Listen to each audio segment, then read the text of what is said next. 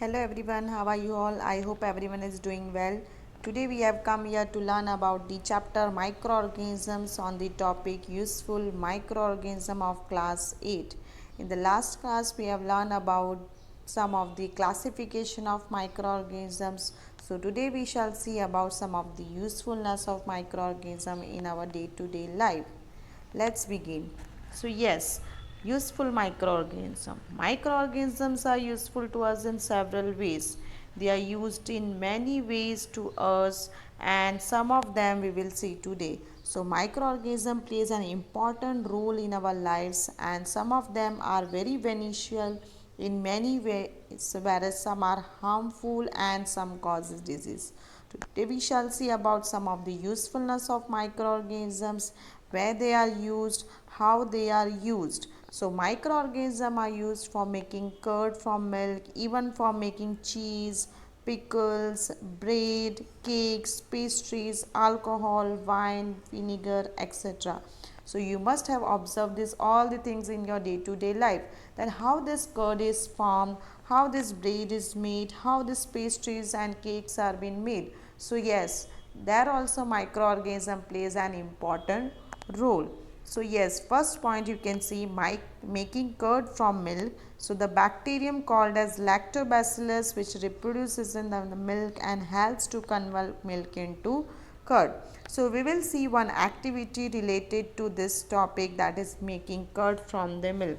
Let's begin with this activity. So yes, the name of the activity is useful microorganisms in preparation of the curd, and the materials required for doing this activity is milk, bowl, spoon and some amount of curd. This activity you can do at your home in the presence of your adults. So let's see how to do this activity. So first of all, there are different steps required to do this activity. So the first step is take 500 ml of raw milk in a bowl. Not only 500, you can take some glass of milk in a vessel and then boil it for a few minutes. After boiling, allow it to rest for some time. In the step 2, as you can see, the boiled milk is allowed to rest for a time period. Then the third step is take some spoon, that is 2 tablespoons of curd in it, and mix it well. Leave it undisturbed in a warm place for about 5 to 6 hours. So these are some of the steps you can perform to see that what is the result of it. So you will see finally the result, that is, now observe the contents in the bowl and your observation is finally milk turn into curd. So what is the reason? So yes, first of all, as you know that the milk, so in the formation of curd, the protein, that is casein, plays an important role which is present in the milk. So in the milk it coagulates to form curd and the bacteria named as lactobacillus. So this bacteria named as lactobacillus which makes the milk acidic, and this helps to convert lactose sugar in milk to lactic acids. So the bacteria which is used in making yogurt are lactobacillus bacteria. Milk contains a sugar called as lactose, and the bacteria are able to break down this to form lactic acid. The lactic acid both lowers the pH of the yogurt which helps to preserve it, and it denatures the milk proteins which gives a result, that is yogurt, and it is very sharp to taste. So this process by which the microorganisms convert a sugar into an acid or alcohol is also known as fermentation. So we'll later on see about fermentation in detail, but yes, should know that the process by which microorganisms convert sugar into acid or an alcohol is known as fermentation. There is one more activity at home. It also helps in making bread, dosas, idlis, dhoklas. Yeast is commonly here used in preparing food items such as bread, cakes, idli, dosas and dhoklas. Even this microorganism are used in the commercial purpose for making alcoholic beverages. Yeast is also used in breweries for making alcohol drinks such as wines and beers by the process of fermentation. and in this process the yeast ferments the sugar to form alcohol. So as you can see, microorganisms are used for the large scale production of alcohol, wine and acetic acid, which is also called as vinegar. So as you can see, at the large industries, even this microorganism plays an important role. So yeast is used for commercial production in alcohol and wine, and for this purpose yeast has been grown on a natural sugars present in grains like barley, wheat, rice and crushed fruit juices, etc. So yes, from there also this yeast has been produced and naturally it has been grown on these food products. And this process of conversion of sugar into alcohol is known as fermentation. So remember this definition of fermentation, that is a process by which the microorganism converts sugar into alcohol or an acid is called as fermentation.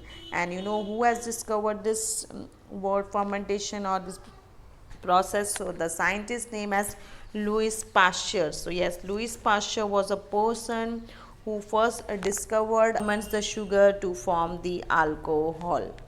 Even microorganisms are used in the medicine purpose. So medicinal use of microorganisms, as you know, whenever you go to the doctor, when you fall ill, so he prescribes you some antibiotics, tablets, capsules or injections such as of penicillium, and the source of this medicine is microorganisms. So yeah, these medicines are even prepared from some microorganisms. Like microorganisms such as fungi and bacteria are also used to prepare medicines and which are called as antibiotics.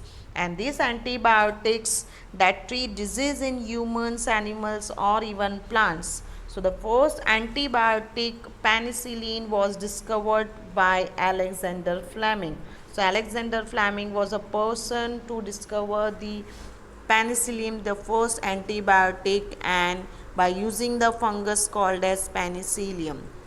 And some of the antibiotic which has been used commonly and which are known as the antibiotics are streptomycin, tetracycline and erythromycin. And these medicines mostly kill or stop the growth of the disease causing microorganisms. Even you must be knowing that microbes can also fight with each other. They even fight with each other. They have their colony wars. So when one type of bacteria do not want other type of bacteria to grow near them, they release such chemicals called as antibiotics, and they have a capacity to kill their neighbor bacteria. But yes, this antibiotics will only harm the bacteria but not humans. So this thing was clearly and cleverly absorbed by the humans, by the scientists, and they used these antibiotics and made them into medicines to protect themselves from the colonies of harmful bacteria in our body. So this is how microorganisms are even used for the medicine purpose. Then yes, when we are taking these antibiotics we should also take certain precautions, like it is important that antibiotics should be taken only on the advice of a qualified doctor. So whenever we are taking any antibiotics we should only take in the presence of adult, and we should only take in the advice of the qualified doctor. Also you must finish the course prescribed by the doctor. If you take antibiotics when not needed or in a wrong doses, it may even make the drugs less effective when you might take in the nearest future. Also antibiotics taken unnecessarily may kill the beneficial bacteria in the body. So whenever next time when you take this antibiotic, they will show resistance against that bacteria. So whenever it is required, then only the antibiotics should be taken. And yes, antibiotics are not effective against the cold and flu as they are caused by the viruses. So antibiotics plays an important role only in treating some of the diseases which is caused by the bacteria, but not on the viruses, because viruses have their different mechanisms, they have different role, and for that different antiviral drugs are being given to treat against the viral diseases. Then yes, penicillin.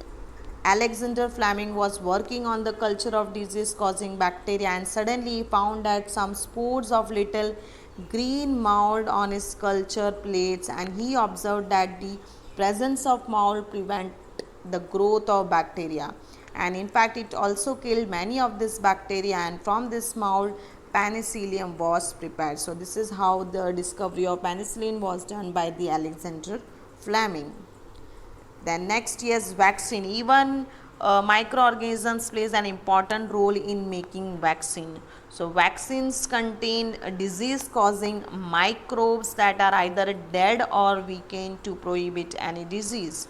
So when a vaccine is been introduced or it is been injected or been swallowed into the body of a person, specific antibodies are produced in the body to counter the effect of this dead or weakened microbes. So these antibodies remain in the body and protect a person from the disease causing microbes. So in this way, how the body develops immunity against the disease causing microbes, and this technique of this vaccination is or immunization, it has been referred as.